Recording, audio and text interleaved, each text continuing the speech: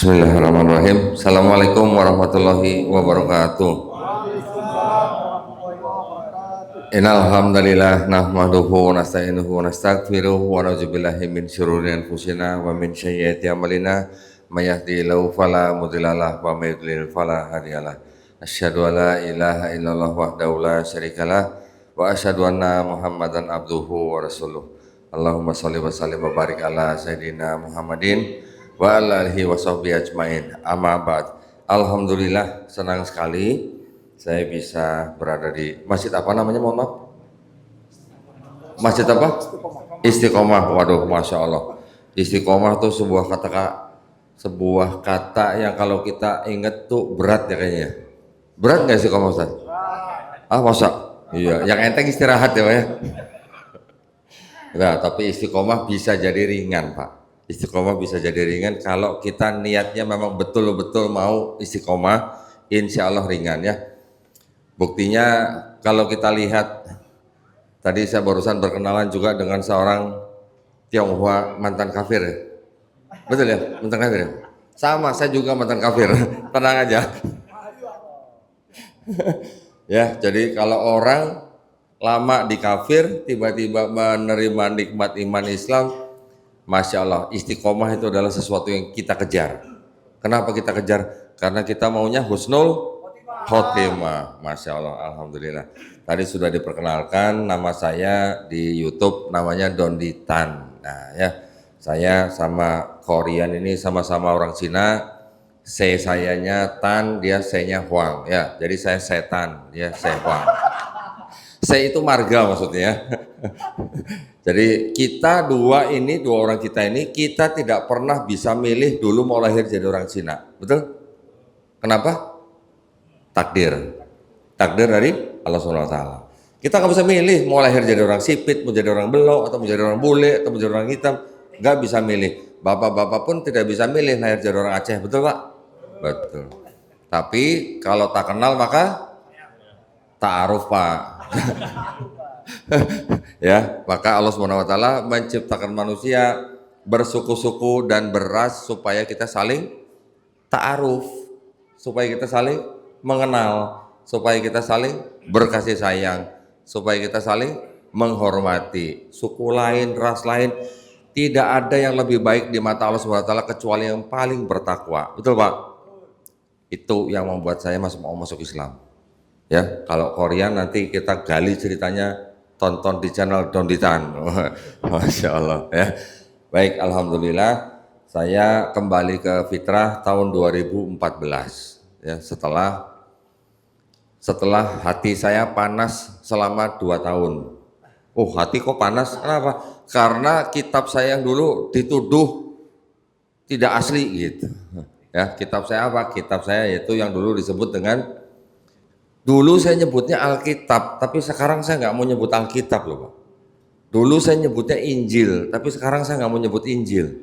Bapak-bapak yang masih nyebut kitabnya orang Kristen, Alkitab atau Injil, jangan ya, robah ya Pak ya, jangan ya. Kenapa? Saya sudah pelajarin ulang, saya sudah belajar Quran, jadi saya sudah bandingkan, itu bukan Taurat dan Injil yang dimaksud Quran gitu Pak. Kalau itu Taurat dan Injil yang dimaksud Quran, saya tidak akan menghimbau begini. Tapi karena di Quran disebutkan bahwa Allah sudah menurunkan kitab Taurat, kitab Zabur, kitab Injil hanya kepada Bani Israel, dan juga nabi-nabi dan rasulnya yang sudah memberikan kitab Taurat, Zabur, Injil kepada Bani Israel itu sudah tidak ada. Berarti kitabnya kemana? Apakah kalau kitab itu harus berupa buku? Pak, Bu, ada ibu-ibu di sini? Nah, ada ya. Apakah kalau kata kitab di dalam Quran itu artinya harus buku? Kita selama ini ya, nah alhamdulillah ada yang jawab enggak. Kita selama ini mungkin menganggap kata kitab dalam bahasa Arab itu harus berbentuk buku, ya kan? Tetapi ternyata tidak, ya. Tidak harus berbentuk buku. Yang namanya kitab itu bisa juga memang berbentuk buku, tetapi juga bisa artinya apa? Hukum, aturan, ketetapan, perintah dari Allah Subhanahu wa taala kepada suatu kaum tertentu. Itu arti kata kitab. Jadi Zaman Nabi Musa alaihissalam belum ada kertas, betul kan? Zaman Nabi Isa alaihissalam juga belum ada kertas. Bapak-bapak pernah baca nggak di Quran atau di hadis yang sahih Nabi Musa alaihissalam dan pengikutnya atau Nabi Isa alaihissalam dan pengikutnya menulis kitab Taurat dan menulis kitab Injil? Pernah baca Pak? Belum ya? Oh, orang-orang Dewan Dakwah bilang belum. Kalau belum berarti nggak ada berarti ya. Pernah baca nggak di Quran? Kami yang menurunkan kitab Taurat, kami yang menurunkan kitab Injil, dan kami pula yang menjaganya. Nggak ada ya? Yakin ya? Ini sudah bilang nggak ada nih. Berarti kalau tidak ada ayat seperti itu, berarti bagaimana kita yakin kitabnya orang Yahudi dan kitabnya orang Kristen itu Taurat dan Injil yang dimaksud Quran? Itu maksud saya. Ya, makanya jangan sebut kitab mereka Alkitab, jangan sebut kitab mereka Injil. Kenapa? Yang disebut dengan kitabnya Yahudi oleh mereka atau oleh orang Kristen disebut dengan Taurat, ya kan? Di Quran kita membaca Nabi Musa alaihissalam pernah menuliskan perintah dari Allah SWT di atas 2 loh batu, betul ya? Ketika Nabi Musa alaihissalam turun dari gunung Bukit Tursina menemui Bani Israel ternyata lagi apa?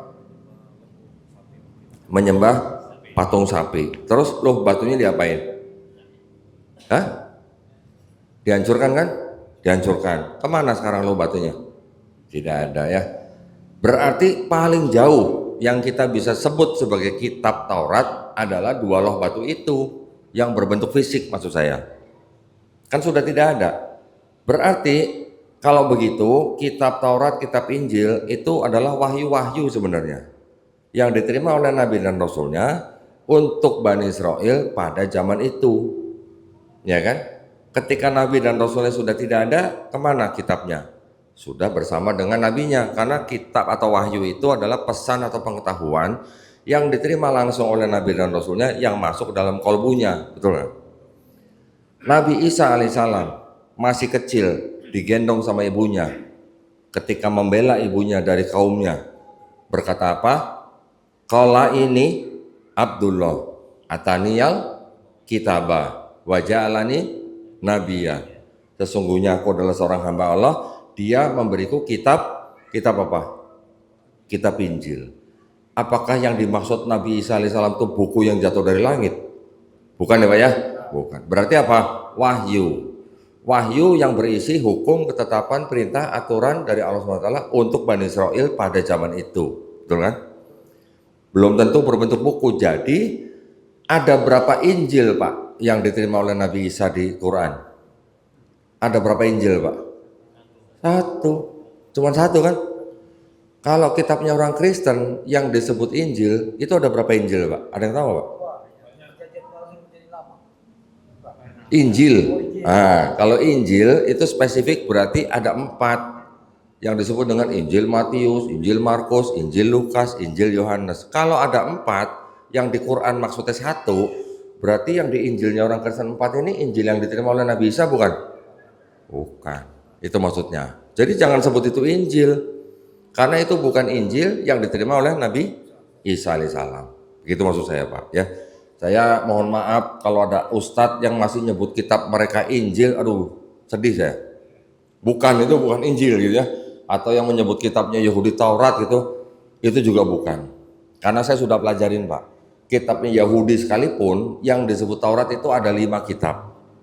Kejadian, Keluaran, Imamat, Bilangan, Ulangan. Ini nggak perlu diapalin Mas ya. 5 kitab ini oleh orang Yahudi dianggap ditulis oleh Nabi Musa ya. Tetapi sarjana-sarjana zaman dari mulai zaman pertengahan malah itu sampai sekarang mereka sudah berani mengambil kesimpulan bahwa 5 kitab ini tidak mungkin ditulis oleh Nabi Musa. Kenapa? Ada beberapa indikasi. Indikasinya sangat kuat. Yang pertama, dari 5 kitab Musa yang ada di kitabnya orang Yahudi itu ternyata berasal dari 4 sumber kisah. Ya, 4 sumber kisah ini 4 sumber mazhab kalau nggak salah. Jadi anggap aja mereka juga punya mazhab gitu ya. Kita punya mazhab, mereka juga punya mazhab. Mazhab apa?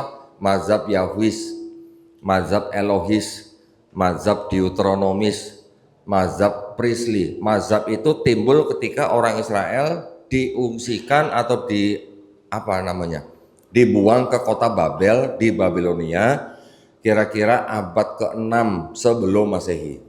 Ya, mazhab-mazhab ini yang mengumpulkan hikayat-hikayat kemudian dijadikan cerita 5 kitab Musa.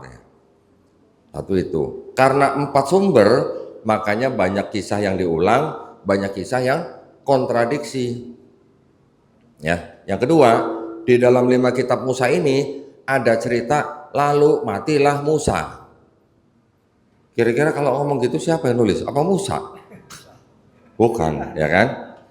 Berikutnya ada lagi huruf Ibrani yang ada pada zaman Nabi Musa kira-kira abad 15 sampai abad 13 sebelum Masehi.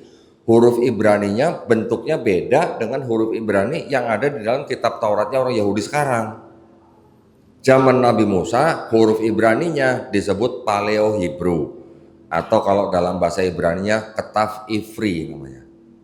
Yang ada di dalam kitab Tauratnya orang Yahudi sekarang itu bukan Ketaf Ivri tapi Ketaf Asuri yang adanya baru di abad 9 sampai 7 sebelum Masehi. Jadi bentuk tulisannya aja beda gitu. Kalau bentuk tulisannya beda, apa mungkin Musa menulis dengan tulisan yang adanya ratusan tahun setelah dia wafat gitu? Tidak mungkin.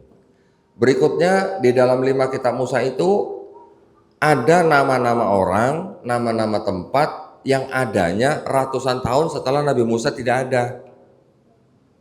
Bagaimana mungkin Nabi Musa yang menulis, gitu kan? Jadi itulah indikasi yang paling kuat bahwa 5 kitab Musa yang ada di dalam kitabnya orang Yahudi yang disebut dengan Taurat itu sudah pasti bukan tulisan Nabi Musa alaihissalam. Ya, begitu juga yang Injil di dalam kitabnya orang Kristen. 4 yang disebut 4 surat, saya pakai nama surat dah biar bapak-bapak familiar gitu ya. 4 surat yang disebut Injil, Matius, Markus, Lukas, Yohanes ini juga bukan tulisan-tulisan atau surat-surat yang ditulis oleh Nabi Isa alaihissalam. Kenapa? Karena di situ menceritakan dari mulai Nabi Isa silsilahnya lahir sampai umur 12 tahun, umur 13 sampai 29 tidak ada ceritanya atau hilang. Tiba-tiba umur 30 melayani sampai 3,5 tahun, kemudian mati di kayu salib, kemudian bangkit di hari ketiga dan diangkat. Apa mungkin dia menulis cerita dia disalib gitu kan? Nggak mungkin. Apa mungkin dia menulis cerita dia sedang mati gitu kan? Nggak mungkin. 4 kitab itu atau 4 surat itu ini sudah juga sesuai dengan semua konsensus sarjana-sarjana perjanjian baru bahwa 4 kitab ini adalah 4 kitab anonim atau 4 surat yang tidak ada nama penulisnya. Ada nama Matius, Markus, Lukas, Yohanes karena dikasih nama sama pemuka-pemuka gereja pada abad kedua. Santo Papias tahun 130 Masehi, Santo Irenaeus pada tahun 180 Masehi memberi nama 4 surat itu dengan sebutan Matius, Markus, Lukas, Yohanes. Tradisinya Matius adalah murid Yesus pemungut cukai, Markus adalah murid Yesus, Lukas adalah tabib dan teman seperjalanan Paulus, Yohanes adalah anak Zebedeus, Yohanesnya ini adalah murid Yesus. Tapi 4 surat ini bisa masuk ke dalam kitabnya orang Kristen yang berjumlah kira-kira 27 surat. 4 kitab ini dipilih dari puluhan surat-surat yang lain.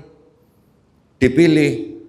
Jadi ketika mau membuat kitab orang Kristen itu yang disebut perjanjian baru itu, surat-surat itu dipilih-pilih dari surat-surat yang ada banyak, puluhan, yang masuk hanya 4. Jadi seperti udah di padang, ayo dipilih. Cocok masuk, nggak cocok nggak masuk. Ya. Yang ada seperti itu. Yang di perjanjian barunya orang Kristen selain 4 surat ini, yang lebih banyak adalah surat-surat Paulus. Ada yang tahu kenal Paulus, Pak? Bu? Paulus tahu, Pak? Hah? Siapa? Bukan debt collector sebelah ya, bukan ya? Itu adalah orang yang diceritakan hidup sejaman dengan Nabi Isa alaihissalam, yang di agama mereka dikenal dengan nama Yesus, umurnya beda 4 tahun lebih muda, tapi tidak pernah ketemu muka. Ya, jadi Paulus ini ceritanya tidak pernah ngopi bareng Yesus gitu lah. Tapi dia ngaku mendapat wahyu dari Yesus setelah Yesus katanya diangkat. Ya, dia mengaku mendapat wahyu yang diajarkan itu hanya khusus kepada orang-orang di luar Yahudi, kepada orang-orang di luar Israel. Paulus inilah yang pertama kali disebut sebagai Kristen. Ya, jadi bapak-bapak pernah dengar Nasrani, ya kan? Sama nggak Pak dengan Kristen? Sama nggak? Awalnya ada beda. Awalnya orang-orang Nasrani adalah orang-orang pengikut Nabi Isa alaihissalam yang berasal dari kota Nazaret. Kristen adalah kelompok yang pertama kali dipimpin oleh Paulus dan Barnabas. Mereka tinggal di kota Antioquia selama setahun, barulah mereka disebut Kristen. Awalnya yang Nasrani tidak menyembah Yesus sebagai Tuhan, atau tidak menganggap Yesus atau Nabi Isa sebagai anak Allah, ya, awalnya. Tetapi menurut tafsir daripada ulama-ulama Islam, setelah kejadian Nabi Isa alaihissalam diangkat, setelah itu timbul 3 kelompok di antara murid-murid Nabi Isa alaihissalam. Kelompok yang pertama Yakubiyah, ya, kelompok yang kedua Nestoriyah, kelompok yang ketiga yang dianggap sebagai Muslim. Jadi yang meneruskan syariat daripada Nabi Isa alaihissalam. Yang 2 kelompok ini ada beda akidah, ya. Jadi ternyata dengan berjalannya waktu, akhirnya yang Nasrani dan Kristen mempunyai akidah yang sama, akhirnya, gitu ya. Mungkin itulah makanya di Quran juga tidak pernah disebutkan kata Kristen, betul nggak? Di Quran tidak ada kata Kristen, yang ada apa? Nasrani, ya, orangnya disebut Nasoro. Sampai di mana namanya? Di Quran, Nasoro itu disebutkan hanya mereka menyebut Nabi Isa sebagai putra Allah. Tetapi ada juga yang mengatakan bahwa Allah adalah Isa putra Maryam, dan juga Allah adalah salah satu dari 3. Nanti ada lagi di Quran yang surat yang sama tadi yang saya sebutkan. Yang pertama mereka menyebut Isa putra Allah dari surat At-Taubah, ya, ayat ke-30. Yang kedua yang menyebutkan Allah adalah Isa putra Maryam itu ada di Quran surat Al-Maidah ayat ke-72. Yang mengatakan Allah Subhanahu wa taala adalah salah satu dari 3 itu ada di Quran surat Al-Maidah juga ayat ke-73. Dan terakhir ada di Quran surat Al-Maidah ayat ke-116 ketika Allah Subhanahu wa taala nanti akan menanyai Nabi Isa, apakah kamu pernah menjadikan dirimu selain aku dan ibumu menjadi sesembahan mereka. Jadi Nasrani yang disebut di dalam Quran, akidahnya juga sudah berbeda-beda. Ada yang bercampur dengan Kristen yang disebut sekarang dengan Kristen Trinitarian gitu. Nah, Trinitarian artinya yang menganggap Allah adalah salah satu dari 3, Trinitas gitu. Ada yang pernah dengar Pak Trinitas? Pernah ya? Pernah ya? Ada yang bisa jelasin Pak Trinitas? Ada yang pernah belajar? Yang pendeta aja bingung Pak jelasinnya, ya. Nah, jadi 3 in 1 gitu ya. Jadi mereka bilang Bapa itu Tuhan, Putra itu Tuhan, Roh Kudus itu Tuhan, tapi bukan 3 Tuhan, tapi 1 Tuhan. Ini bukan 3 Tuhan, tapi 1 hakikat gitu. Ya, Bapa Maha Kuasa, Putra Maha Kuasa, Roh Kudus Maha Kuasa, tapi bukan 3 Maha Kuasa, tapi 1 Maha Kuasa. Pusing nggak Pak? Oh pusing. Ada bodrek Pak? Boleh. Ya, jadi itu akidah mereka. Kita sih lakum dinukum waliyadin Pak. Monggo silahkan yang mau percaya dengan itu ya monggo. Tapi maksud kita, kenapa saya dan teman-teman di yayasan kok ngomongin masalah ini gitu? Kenapa saya dan teman-teman di yayasan kok berdebat dengan para pendeta? Ya, kenapa kok kita membahas kitab mereka? Gitu. Karena sampai hari ini dimanapun, mungkin di Aceh juga ada, masih ada upaya-upaya kristenisasi. Masih ada Pak? Di sini kan? Nah, setelah kejadian banjir, masih ada ya Pak ya? Di Aceh ini Pak. Hah? Nah ya, berarti masih ada kan? Jadi saya dan teman-teman di yayasan, memang kita sudah membuat yayasan ini khusus untuk Gausul Fikri, untuk perang pemikiran.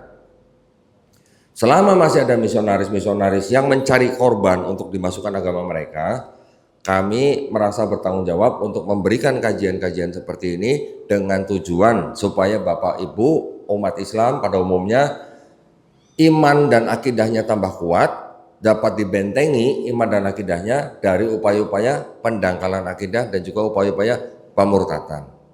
Makanya saya ditugaskan oleh yayasan setiap tahun harus berdebat Pak. Boleh nggak Pak berdebat Pak di dalam Islam?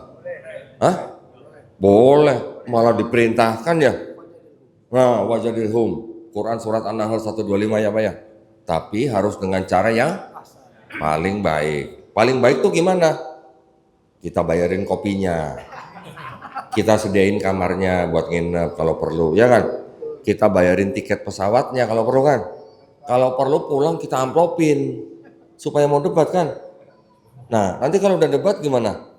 Dari debat itulah kita rekam videonya, kita berharap ditonton oleh umat Islam, iman dan akidahnya makin kuat. Tapi kalau ditonton sama umat Kristen, kalau mereka mau mikir, terus menjemput hidayah, bonus buat kita bonus gitu ya. Itu bonus.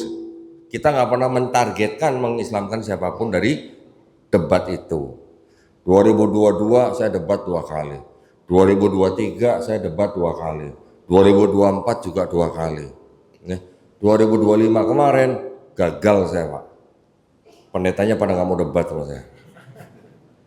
Kenapa? Karena kami di yayasan, kami berusaha mengumpulkan bukti-bukti ya dari kitab mereka sendiri sebanyak mungkin. Dari versi-versi yang berbeda kita kumpulkan. Dari kitab-kitab studi yang di dalamnya ada catatan kaki kita juga kumpulkan. Ya. Kemudian dari bahasa-bahasa lain yang terjemahannya kadang bisa beda-beda. Ya. Sekarang kalau bahkan ada model-model Bible yang agak lucu-lucu gitu. Lucunya gimana? Sekarang ada yang gambar salibnya warna-warni pelangi Pak. Tahu maksudnya Pak pelangi Pak? Lagi bete Pak. Lagi bete. Ya, jadi kitab mereka ternyata bisa dibongkar pasang gitu. Untuk kelompok yang begini pakai model begini, untuk kelompok begini pakai model yang begini. Jadi kalau untuk yang kelompok yang boleh dikatakan ya lagi bete, mereka pakai Bible yang versi lain tapi ayatnya diubah-ubah. Supaya apa? Supaya orang yang baca kitab ini tidak punya misinterpretasi itu penafsiran yang salah dari orang-orang yang dianggap anti LGBT gitu. Belum lagi nanti pada zaman dulu abad 19 Bible itu bisa dibongkar pasang untuk kelompok budak kulit hitam gitu. Pasalnya misalnya ada surat ini pasalnya berapa dikurangin, pasal ini surat berapa dikurangin. Jadi yang ada surat ada larangan makan babinya dihilangkan gitu misalnya. Jadi yang harusnya nggak boleh makan babi setelah dikasih kepada budak-budak kulit hitam boleh makan babi. Bisa begitu Pak? Quran bisa nggak Pak begitu Pak? Boro-boro ya ada harokat yang beda satu aja udah langsung ditarik semua gitu kan. Kalau Quran boro-boro sampai suratnya didiskon gitu. Ini banyak yang surat-suratnya dari puluhan pasal menjadi 0 sampai 0 ya. Itu artinya apa? Diskon akhir tahun atau bagaimana? Artinya kitab itu dipakai sengaja memang untuk mengendalikan populasi tertentu ya. Itu yang kami usaha kumpulkan sehingga kalau saya debat itu saya bukan bawa satu koper, saya bawa 2 peti isinya kitab semua. Saya tinggal tunjukkan, saya tanya pendeta. Saya pernah berdebat dengan seorang pendeta yang senior. Saya tahu nih pendeta memang senior, pengetahuannya cukup banyak. Tapi saya tahu nih pendeta cukup jujur gitu. Saya pegang kitabnya dia yang paling tebal yang ada tafsirnya. Saya tanya, "Pak, surat ini itu firman Tuhan bukan?" Saya tahu kalau pendeta itu tahu bahwa kitab ayat itu adalah sisipan yang tadi saya tanya. 1 Yohanes pasal 5 ayat 7. Saya tahu kalau pendeta itu tahu bahwa itu ayat sisipan.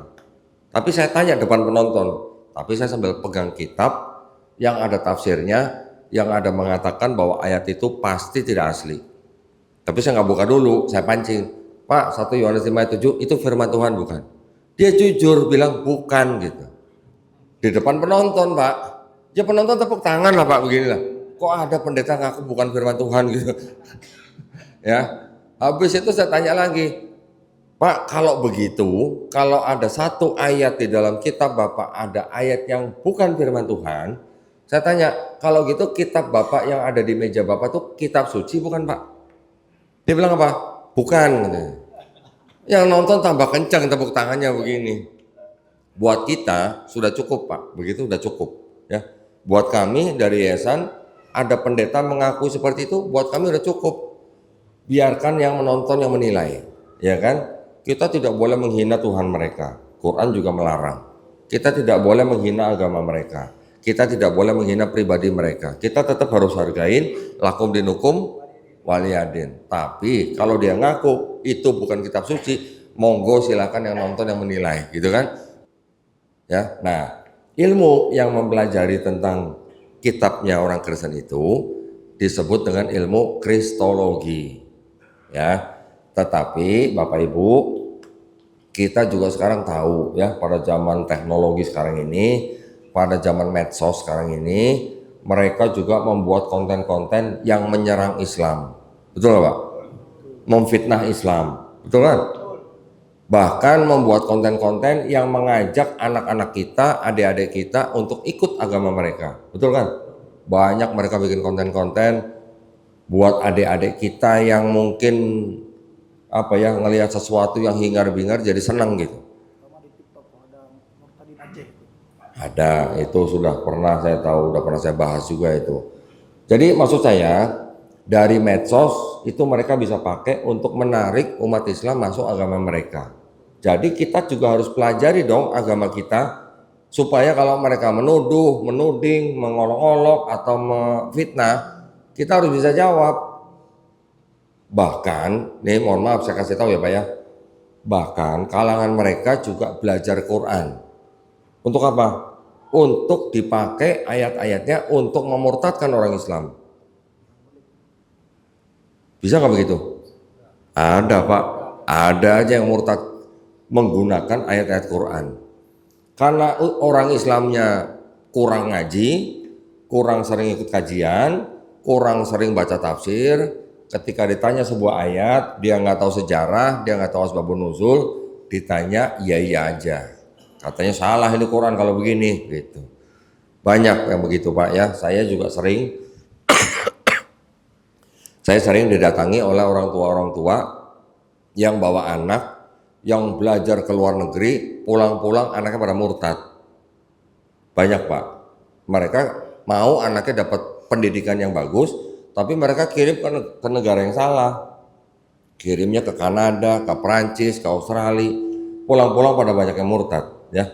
Banyak yang diskusi dengan saya, ada yang kembali ke Islam, alhamdulillah, tapi juga ada yang tidak kembali ke Islam. Banyak Pak. Ada suami bawa istri murtad, ada istri bawa suami beda agama, dan ternyata makin terbuka ya. Banyak di Indonesia yang memang banyak yang nikah beda agama.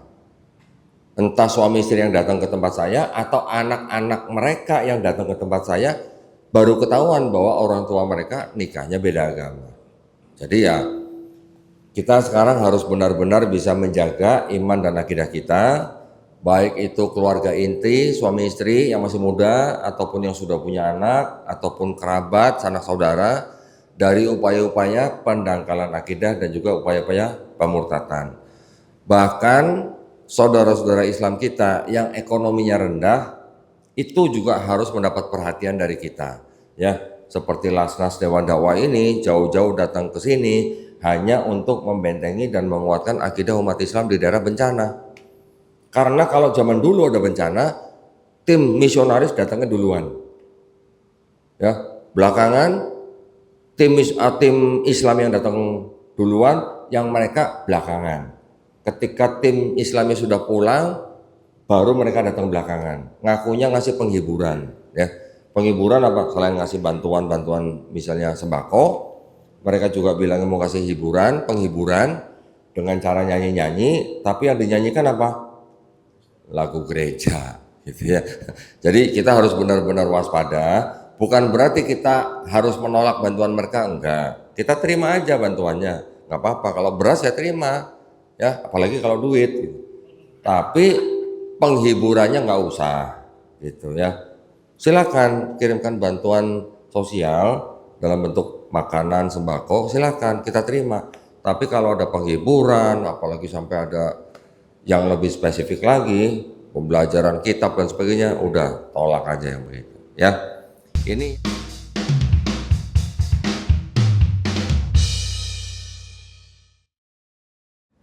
Terima kasih Ustadz atas kesempatannya. Yang selama ini memang saya melihat Ustadz hanya lewat YouTube seperti disampaikan nama MC tadi. Di antaranya mungkin Ustadz Moko Ginta dan lain-lain. Almarhum. Memang itu yang banyak disukai orang ya. Saya sangat apresiasi pertama dulu dengan Ustadz, luar biasa. Baru masuk Islamnya tahun 2014 Ustadz. Dan 12 tahun tapi sudah mengislamkan 300 orang. Itu Masya Allah dan mudah menjadi amal ibadah Ustadz. Amin. Itu memang, tapi ada hal menurut Ustadz gimana? Ada hal yang mau saya tanya yang lebih real. Apa itu yayasan atau itu Ustadz secara pribadi? Seperti kita lihat di mana-mana sekarang terjadi di medsos, kita bisa lihat kejadian-kejadian yang sangat miris. Misalnya umat Islam dijalimin. Apakah itu katanya oleh lembaga atau oleh pemerintah atau macam-macam?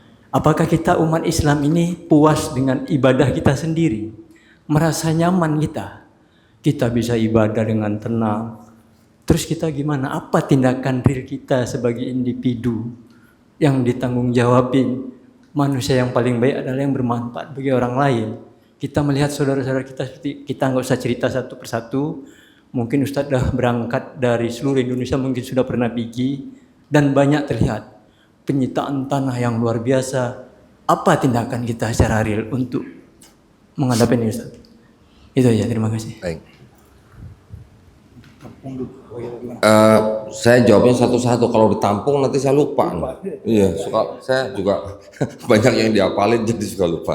Gini, Pak, saya juga mohon maaf kalau jawaban saya mungkin nanti kurang detail. Tapi kalau masalah seperti itu, kita harus punya wakil rakyat yang bisa membela kita, Pak.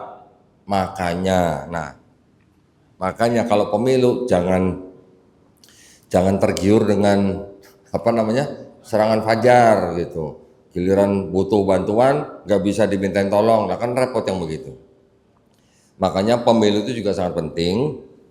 Kita harus bisa menentukan wakil kita yang benar-benar menampung aspirasi kita dan juga bisa membantu kita di dalam setiap kondisi kita yang butuh bantuan seperti status hukum seperti tadi.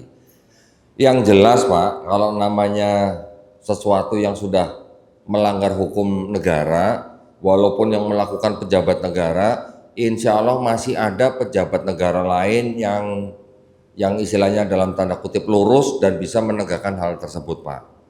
Insya Allah. Sekarang Pak, caranya gampang.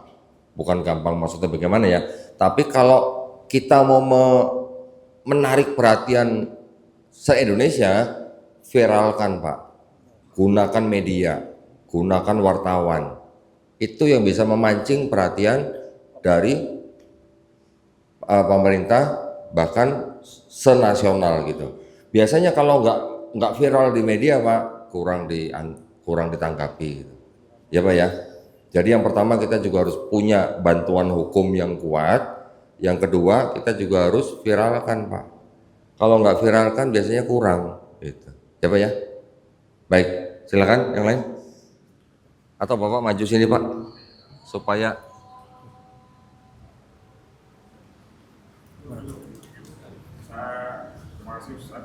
pakai mic Pak, supaya suaranya masuk. Nah. Biar masuk YouTube Pak. Ya baik, terima kasih. Saya mau bertanya sedikit terkait kristologi. Seperti kita ketahui kan di dalam Al-Quran itu kan dikatakan bahwa orang Nasrani, orang Yahudi itu mengetahui bahwa akan ada nabi terakhir, bahkan namanya pun ada gitu. Nah tapi saya membuka-buka Injil, tidak saya temukan ada nama Muhammad atau Ahmad. Nah mungkin saja karena keterbatasan saya yang tidak bisa berbahasa Ibrani lah. Kan harusnya kan memang dalam bahasa asli. Ya, mungkin Ustadz bisa jelaskan mungkin di pasal Matius berapa yang ada nama Ahmad atau Muhammad. Terima kasih. Baik. Baik. Ini juga dulunya tuh sebuah upaya, Pak. Saya juga dulu waktu baru-baru masuk Islam, sebagai orang yang mempelajari kitab Taurat dan Injil, saya juga terpengaruh dan saya juga kepengen untuk membuktikan bahwa di dalam kitabnya orang Yahudi dan kitab orang Kristen ada nubuat untuk Nabi Muhammad SAW. Dulu saya maunya begitu, Pak, maunya. Tapi belakangan akhirnya setelah saya pelajari asal usul kitabnya Kristen, perjanjian lama asalnya dari mana, diambil dari kitabnya orang Yahudi, ditafsirkan dengan kacamata Kristen, ya. Kapan tersusunnya, di mana disusunnya dan sebagainya. Akhirnya saya mengambil sikap begini, Pak. Oke, di dalam kitab perjanjian lama atau Tauratnya orang Yahudi, ada sebuah surat namanya Kidung Agung pasal 5 ayat 16, ya. Dikatakan di situ kalau bahasa Ibraninya ada kata Mahamadim, Pak. Ya. Juga ada beberapa ayat yang mungkin itu digambarkan cocok dengan gambaran Nabi Muhammad SAW. Ya, datang ke sebuah tempat dengan 10.000 sahabatnya dan sebagainya. Maunya saya itu benar untuk Nabi Muhammad, Pak, maunya gitu. Tapi kalau kita melihat kitab itu secara utuh Pak ya, di dalam kitab itu ada kerusakan, Pak, ada kebatilan, ya, ada kebatilan. Dalam arti yang tadi saya bilang, ada ayat yang tidak suci, ada ayat kontradiksi, bahkan ada ayat-ayat yang boleh dikatakan plagiarisme, bahkan juga ada ayat porno gitu, Pak. Bapak sebagai orang Islam rela nggak, Pak, Nabi kita yang mulia ada di dalam kitab yang rusak? Hah? Tidak. Nah, sudah, alhamdulillah. Berarti saya dapat temen nih. Kalau Nabi kita yang mulia namanya disebutkan di sebuah kitab yang tidak ada kerusakannya, tidak bercampur dengan kebatilan, sampai kapan kita kejar, Pak? Tapi kalau adanya di dalam kitab yang sudah rusak, gimana, Pak? Mau, Pak, nama Nabi kita ada dalam kitab yang rusak?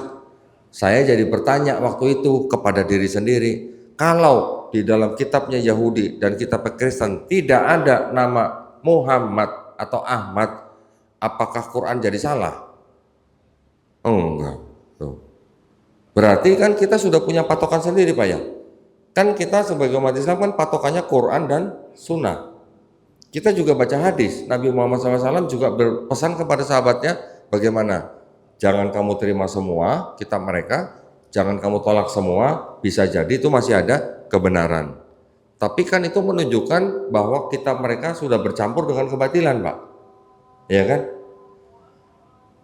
Udah sana, belum? Jadi Rasulullah saja pernah berpesan kepada para sahabatnya, kalau saja Nabi Musa masih hidup pada zamanku, dia akan menjadi umatku. Berarti kalau menjadi umatku mengikuti apa, Pak? Mengikuti Quran. Kita yang sudah ditinggalkan Nabi Muhammad SAW, pegangan kita apa, Pak, selain Quran? Ya cuman Quran aja. Jadi di Quran betul membenarkan bahwa Allah SWT sudah menurunkan kitab Taurat dan kitab Injil dan Zabur. Tetapi di Quran juga sudah dinyatakan mereka sudah mengubah-ubah, ya kan? Makanya Quran itu kalau kita lihat satu konteks itu punya 3 fungsi, Pak. Yang pertama sebagai musodik, membenarkan kitab-kitab yang diturunkan sebelumnya, tapi juga menjadi al-muhaimin, mengoreksi, Pak. Ya, mengoreksi apa yang disalah pahami oleh orang-orang Israel pada zaman itu.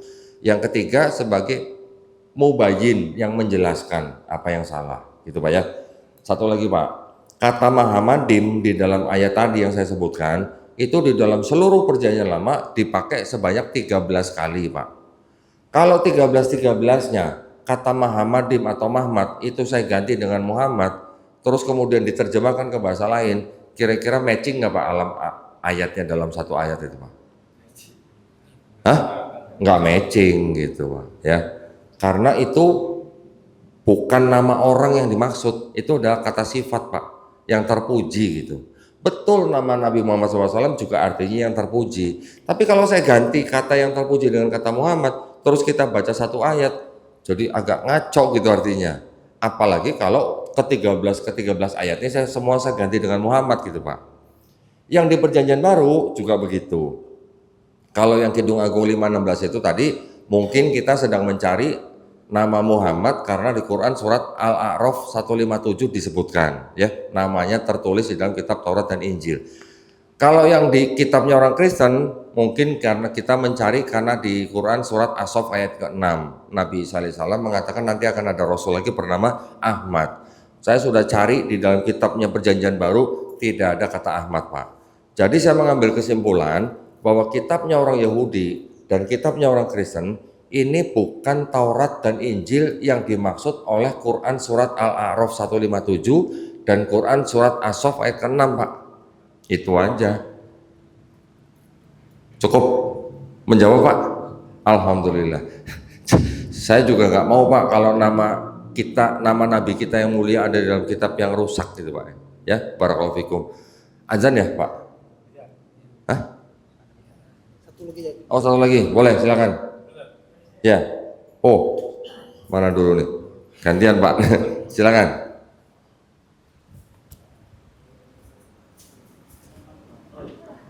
Yang mau saya tanyakan Ustaz, di Al-Quran ada di apa firman Allah menyatakan bahwa walantar doang kali Yahudu itu Ustaz ya, sampai selesai lah. Dan orang Yahudi Nasrani itu tidak akan ridho sama kamu sampai kamu mengikuti agama mereka Ustaz ya.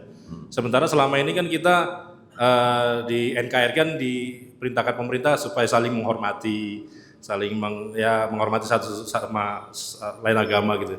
Jadi sikap kita seperti apa kepada umat-umat yang lain Ustaz? Demikian Ustaz, terima kasih. Baik, kalau yang itu Pak, kalau yang dari kalangan Kristen jelas, karena mereka memang di kitabnya ada perintah untuk mencari jiwa katanya Pak. Karena itu pergilah, jadikanlah semua bangsa muridku, baptislah mereka dalam nama Bapa dan Putra dan Roh Kudus. Itu yang kalangan Kristen. Kalau yang kalangan Yahudi kayaknya nggak ngajak-ngajak kita kan Pak ya? Ya Pak ya? Kayaknya enggak ya? Tapi kita pernah sadar nggak Pak? Ada kelompok di dalam Islam yang sepertinya jadi berselisih atau berseberangan dengan kita, tapi ternyata di belakangnya ada siapa yang membuat? Itu maksud saya Pak ya. Saya tidak usah sebutin Pak ya, siapa-siapa ya. Bisa jadi Pak, itu adalah realisasinya daripada ayat itu tadi. Ya Pak ya. Kalau yang Kristen jelas mereka mendekati umat Islam. Tapi kalau Yahudi mungkin dengan cara seperti itu Pak. Walau alam. Ya Pak ya. Cukup? Tadi Bapak masih ada satu lagi kayaknya. Oh di sini, ya silakan. Selain itu tutup. Assalamualaikum warahmatullahi wabarakatuh. Waalaikumsalam. Selamat datang ke Hodondi di Kota Langsa. Saya termasuk salah seorang yang selalu mengikuti Hodondi di YouTube, di konten Hodondi kan. Jadi seperti yang kita ketahui kan, kitab Zabur diturunkan kepada Nabi Daud, kitab Taurat kepada Nabi Musa, kitab Injil kepada Nabi Isa, dan kitab Al-Quran kepada Rasulullah Muhammad SAW. Yang kita tahu seperti Allah katakan bahwanya selain Al-Quran kan tidak dijaga kitab tersebut. Maksud saya gini, Ustaz, apakah kitab Taurat itu memang tidak pernah dibukukan sehingga orang Yahudi menulis, masuklah di situ susipan, masuklah karangan orang-orang terkemuka mereka, berarti cuma Al-Quran yang memang ada mushaf Al-Quran. Kalau yang lain itu memang nggak ada, Ustaz. Maksudnya Zabur, Injil, Taurat itu memang nggak ada mushafnya, kitabnya memang nggak ada. Hanya wahyu aja diterima oleh para nabi, kemudian tidak dibukukan gitu. Itu jawabannya saya, Ustaz. Assalamualaikum. Begini Pak, Zaman dulunya orang-orang Yahudi atau orang-orang Israel ini juga tradisinya kurang lebih sama dengan tradisinya orang Arab ketika menerima Quran. Nabi Musa alaihissalam ketika menerima wahyu yang tadi saya cerita tentang dua loh batu, itu juga bisa dikatakan tidak diteruskan dengan tradisi tulisan, meneruskannya dengan tradisi lisan, ya Pak ya. Jadi orang Israel memang sudah punya hukum-hukum yang disebut dengan 613 mitzvah itu Pak, hukum-hukum mereka, itu mereka sudah ada di dalam otak mereka. Maksudnya apa? Orang-orang Israel mau masak nyanyi, mau beternak nyanyi, mau bercocok tanam nyanyi, bahkan mau perang pun nyanyi. Apa yang dinyanyikan Pak? Syariat-syariat mereka. Awalnya tuh mereka juga sudah menerima syariat-syariat itu dengan tradisi lisan. Barulah yang tadi ketika saya bilang bangsa mereka dibuang ke Babel di Babilonia, setelah sebelumnya dikuasai oleh Assyria, kemudian masuklah Babilonia, semua orang Israel dibuang ke Babel, baru dibebaskan oleh Persia. Setelah dibebaskan oleh Persia, mereka dikembalikan lagi ke Palestina, boleh bangun bait suci lagi yang kedua. Pada saat mereka di Babilonia itulah mereka menyusun hikayat-hikayat Pak. Tapi hikayatnya ada dua sumber nih, satu sumber yang banyak mengarah kepada Nabi Musa, satu sumber yang mengarah kepada Abraham, gitu ya. Dua hikayat ini yang menjadi kitab yang disebut dengan Pentateuch atau Taurat atau 5 kitab Musa dari Pak ya. Nanti ada lagi yang dari kitab-kitab yang lain disusun pada zaman raja-raja mereka, juga dikumpulkannya pada zaman mereka dibuang di Babel. Nanti ada lagi yang Ketuvim. Jadi ada 3 kelompok nih Pak. Torah, Nevi'im, Ketuvim. Torah yang 5 kitab Musa, Nevi'im yang kitab nabi-nabi, Ketuvim yang cerita orang-orang soleh. Ini awalnya juga tadinya apa ya, tidak terjaga dengan tradisi tulisan Pak. Sempat disusun oleh orang yang bernama Ezra, kalau mungkin kita kenal dengan sebutan Nabi Uzair alaihissalam, di abad ke-5 sebelum Masehi Pak. Abad 5, makanya sampai ada sebagian orang Yahudi yang menyebut Uzair putra Allah, ya kan Pak? Quran surat At-Taubah ke-30. Makanya ketika surat kitab mereka jadi Pak, yang bahasa Ibrani itu, yang ditulis dalam tulisan Ketaf Asyuri, itu diterjemahkan menjadi kitab dalam bahasa Yunani di abad 3 sebelum Masehi Pak. Abad ketiga sebelum Masehi inilah yang menjadi tonggak atau kitab yang menjadi separuh kitabnya Kristen. Nah ya, ini juga ada kaitannya dengan pertanyaan yang tadi. Akhirnya saya tidak mau menafsirkan di dalam kitab Yahudi dan kitab Kristen ada nubuat untuk Nabi Muhammad SAW. Kenapa? Karena kalau saya klaim di dalam kitabnya Yahudi ada nubuat Nabi Muhammad SAW, tidak ada bedanya saya sama Kristen yang menafsirkan kitab Yahudi nubuat untuk Yesus di dalam kitab mereka. Itu ya Pak ya. Jadi tidak ada memang janji dari Allah SWT untuk menjaga Taurat dan Zabur. Kalau Zabur ini isinya sebenarnya kurang lebih hanya zikir-zikir Pak. Kalau yang Taurat ini yang isinya baru syariat-syariat untuk orang Israel. Untuk yang Injil ini juga sebenarnya membenarkan Taurat, tapi juga ada beberapa sebagian yang dirubah. Contohnya menghalalkan sebagian yang diharamkan di dalam Taurat. Ketika di Quran sampai Nabi wafat pun Nabi kan juga tidak mengizinkan untuk sahabat-sahabat menulis hadis, betul kan? Kenapa? Karena takut bercampur dengan ayat Quran. Dan Quran pada saat Nabi masih hidup belum dibuatkan mushaf, betul kan Pak? Semuanya menjaga pakai apa Pak? Otak kan pakai hafalan gitu. Makanya baru hanya ketika banyak penghafal Quran yang meninggal pada perang Yamamah pada masa kekhalifahan sahabat Abu Bakar, baru sahabat Umar bin Khattab minta untuk dibuatkan mushaf supaya ada yang dilestarikan paling tidak tulisannya. Baru setelah itu juga dibuatkan kodifikasi, jadi mushaf pertama tidak sampai 2 tahun Pak. Tapi kalau yang Kristen dari anggap aja 30 nih Nabi Isa diangkat nih, 397 baru jadi kitabnya Pak. Berarti 360 tahun baru jadi kitabnya. Yang Yahudi dari Nabi Musa menjadi kitab yang disebut dengan Tanas itu paling cepat itu kira-kira 1 milenium Pak, 1000 tahun. Ya, Quran nggak sampai 2 tahun Pak. Tidak sampai 2 tahun ketika sahabat Abu Bakar meninggal, mushaf Quran yang pertama sudah jadi. Disimpan oleh anaknya sahabat Umar bin Khattab yaitu Hafsah yang juga istri Rasulullah. Selama 10 tahun disimpan, baru pada zaman sahabat Utsman bin Affan menjadi khalifah, beliau juga akhirnya diberikan laporan bahwa ada orang-orang Islam yang membaca Quran dengan dialek yang berbeda. Akhirnya baru dibuat standar, yaitu dengan dialek Quraisy.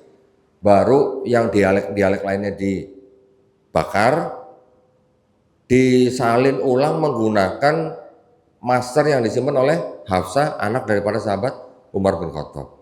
Baru dibuat beberapa salinan, dikirimlah ke beberapa kota yang dikuasai oleh Islam. Bedanya di situ Pak, awalnya Yahudi tradisinya hampir sama dengan Islam.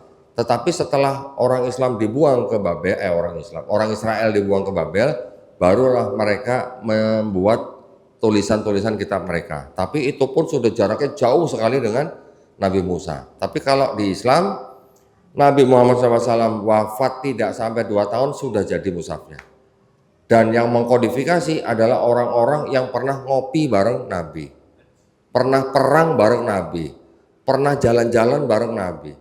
Kalau yang di Kristen dan di Yahudi itu yang menulis orang-orang yang tidak pernah ketemu dengan narasumbernya, gitu ya Pak ya. Mudah-mudahan menjawab pertanyaan. Cukup Ustadz? Cukup? Boleh ditutup? Boleh. Kalau gitu terima kasih banyak atas perhatiannya. Mudah-mudahan insya Allah kita berjumpa kembali dalam keadaan yang lebih baik, dan saya berdoa mudah-mudahan kita semuanya dilindungi dan dirahmati Allah Subhanahu wa taala. Insya Allah kita juga dijadikan golongan manusia yang beriman dengan apa yang sudah diturunkan Allah Subhanahu wa taala melalui Rasulnya, dan insya Allah kita dijadikan golongan manusia yang menjadi saksi keesaan Allah Subhanahu wa taala ya. Barakallahu fikum, wabillahi taufiq wal hidayah. Wassalamualaikum warahmatullahi wabarakatuh.